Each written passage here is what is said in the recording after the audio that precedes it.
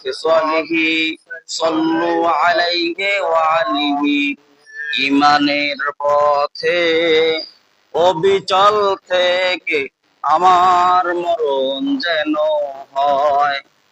ঈমানের পথে অবিচল থেকে আমার মরণ যেন হয়। তোমারই কাছে মিনতি আমার, তোমারই কাছে মিনতি আমার, ওগো মহিম দয়াময়। কোরআনের পথে অবিচল থেকে আমার মরণ যেন হয়। ইসলামের পথে অবিচল থেকে আমার মরণ যেন হয়। রসুলের পথে অবিচল থেকে আমার মরণ যেন হয়। তোমারই কাছে মিনতি আমার, তোমারই কাছে মিনতি আমার, ওগো মহিম দয়াময়।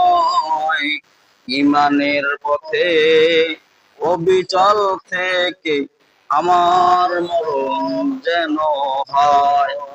আলহামদুলিল্লাহ, সমস্ত প্রশংসা সেই মহান রব্বুল আলামিনের, যিনি আমাদের সফর মাসের চতুর্থ জুমায় শরীক হওয়ার, উপস্থিত হওয়ার তৌফিক দান করলেন। সেই মহান দরবারে আমরা শুকরিয়া জ্ঞাপন করি। আমরা সকলে বলি আলহামদুলিল্লাহ।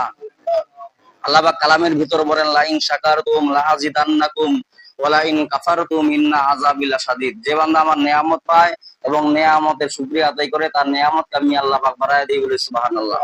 এবং যে বান্দা আমার নিয়ামত পাইলো এবং নিয়ামতের না শুকরিয়া আদায় করে, তার নিয়ামতকে আমি আল্লাহ পাক ছিনাই নিয়া ইন্না আযাবি লাশাদীদ, সত্য আযাব দ্বারা গ্রেফতার করি, বলি নাউযুবিল্লাহ।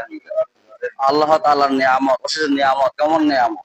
আল্লাহ তাআলা খানিকের মধ্যে এমন ঠান্ডা দেন, এমন গরম দেন, আবার প্রচন্ড বৃষ্টি, ঠিক না বলেন?